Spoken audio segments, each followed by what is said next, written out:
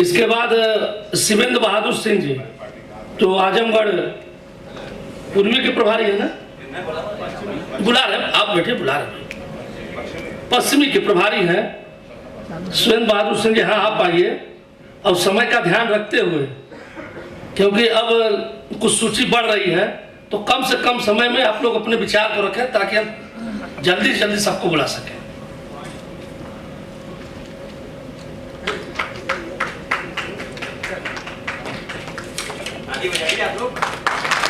धन्यवाद। संचालन कर रहा है हमारे राष्ट्रीय उपाध्यक्ष जी।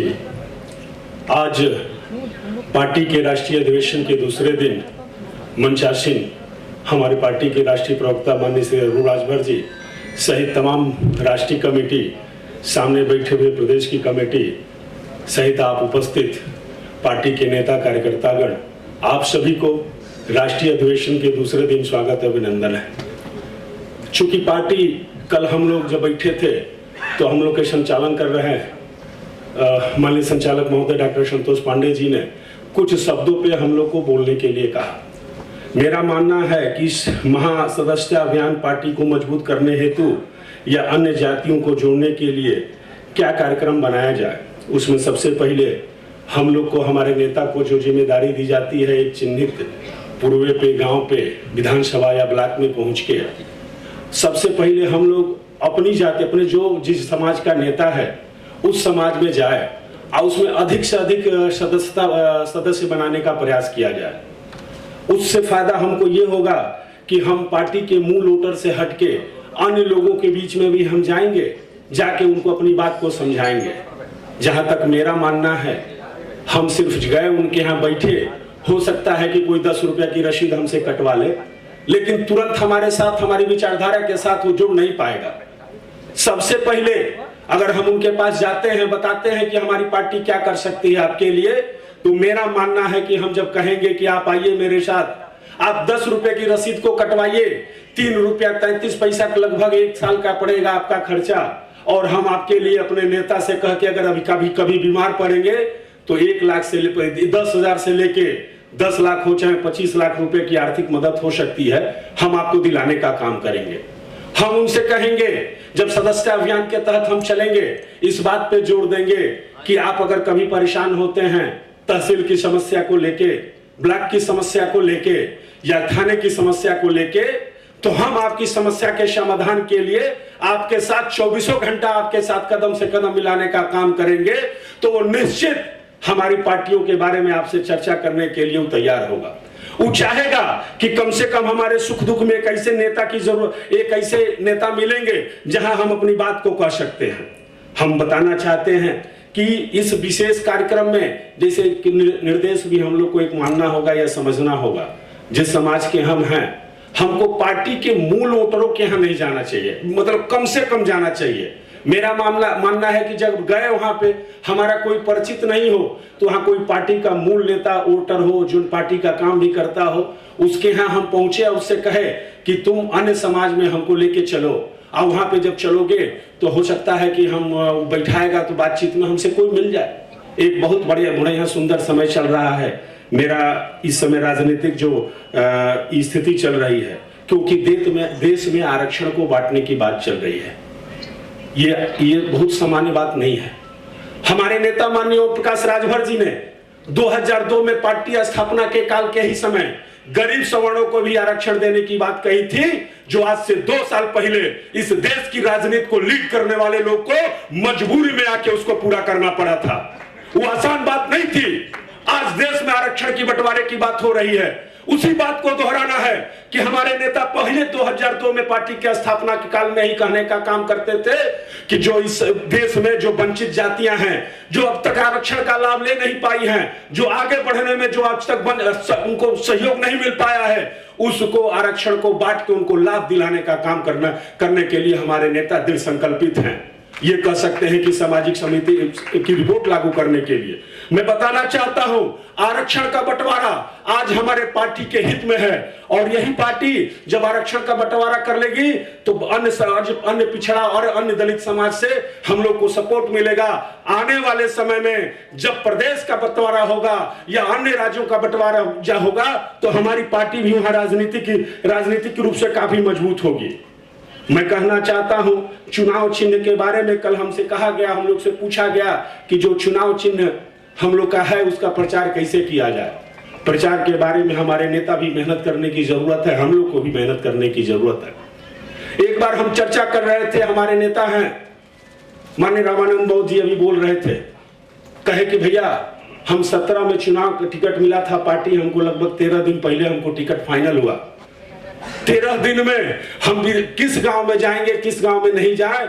जब चुनाव चिन्ह हम लोग इस पे चर्चा कर रहे थे कि चुनाव चिन्ह कैसे प्रचार होगा, कहे कि चुनाव चिन्ह हम 13 दिन में गए और कम से कम अपने मंडल में सबसे अधिक वोटों से जीतने का काम किए। तो हमको एक विश्वास हुआ कि हमारे नेता जो धरातल पे काम कर रहे हैं अगर मेहनत से काम करेंगे तो चुनाव चिन्ह का प्रचार हमारे लिए कोई बहुत कठिन काम नहीं है। एक और उदाहरण हम आपको बताते हैं। जब 12 तारीख को वहां पे प्रदेश का बैठक हुई थी, हम लोग वहां चुनाव चिन्ह का फैसला हुआ, चाबी हम मीटिंग से निकले, कुछ दोस्तों से मिलके 9:30 बजे लखनऊ से निकले, करीब 1:30 बजे हम पतिराम शाह रुद्र प्रताप शाह जी गए, घर पहुंचे तो हमको सुबह जगने में देर हो गई।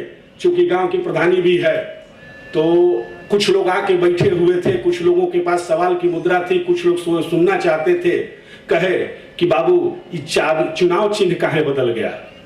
हम उनकी बात को सुने और बड़ी प्रसन्नता हुई कि वही अंतिम कतार में बैठे हुए व्यक्ति हैं। अभी तो हमने किसी से कहा भी नहीं है, अभी अब से कुछ घंटे पहले कल शाम को इसका फैसला हुआ था कि चुनाव चिन्ह चाबी रहेगी और अंतिम कतार में बैठे हुए व्यक्ति के पास चुनाव चिन्ह जब पहुंच गया तो कम से कम सोशल मीडिया के प्लेटफॉर्म से जब कार्यकर्ता हमारे लगेंगे, घर घर जाके बताने का काम करेंगे तो चुनाव चिन्ह पहुंचाना हमारे लिए बहुत कठिन नहीं होगा। माननीय राष्ट्रीय प्रवक्ता जी, चुनाव चिन्ह का हमको पालन करना कठिन हो जाता है जब चुनाव के समय में आता है। डॉक्टर साहब, हमारे चुनाव चिन्ह प्रयत्न के शिकार होते हैं, साजिश के शिकार होते हैं। जब चुनाव चिन्ह आता है तो उसका कोई बी रूप रख दिया जाता है।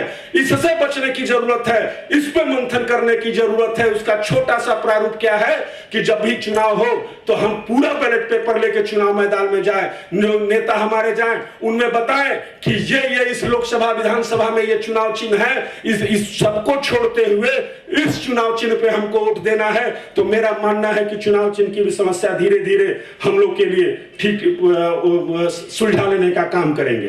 वर्तमान राजनीतिक परिवेश में जो हम लोग पार्टी कहां खड़ी हुई है, मैं संतोष व्यक्त करते हुए इस बात को कहूंगा, लगभग 22 वर्षों से के संघर्ष के बाद जहां हमारी पार्टी खड़ी हुई है उसमें हमारे नेता, इस बात को दावे के साथ कहता हूं कि माननीय नेताजी जो धरातल पे अंतिम व्यक्ति के लिए काम किए थे उसके वजह से हमारी पार्टी खड़ी हुई है। डॉक्टर साहब, एक भी बिंदु से हटके हम बात नहीं कर रहे हैं, जो बिंदु दिए है उसी पे बात कर रहे हैं।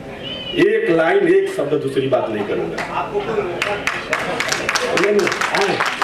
एक बिंदु नहीं बोलूंगा। हमारी पार्टी जो 22 सालों से माननीय नेताजी ने अंतिम व्यक्ति के लिए काम किया, आज उसके वजह से हम लोग यहाँ खड़े हैं। हम किसी पार्टी से अपनी पार्टी की तुलना नहीं कर सकते।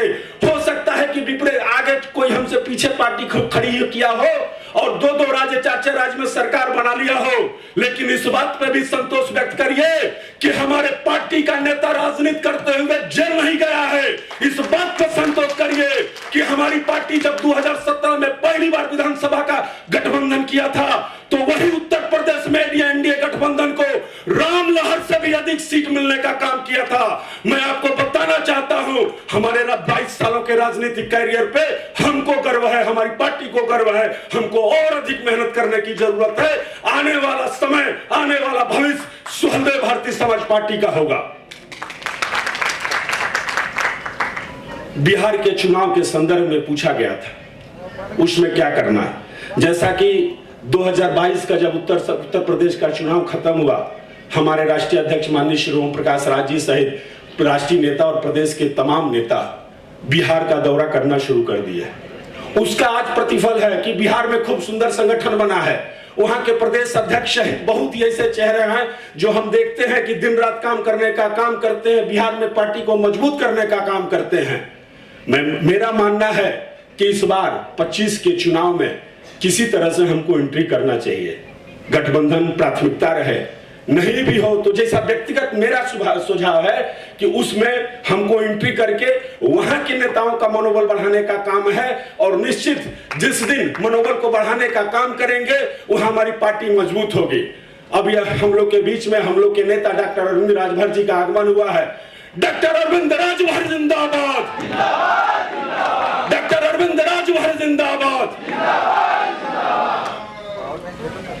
बात रखी गई थी, मेरा मानना है कि इस बिंदु को तो सबसे पहले रख देना चाहिए, क्योंकि जिस संगठन में अनुशासन और एकता नहीं रहेगी वह संगठन उस संगठन को आगे ले जाने में काफी दिक्कत होगी।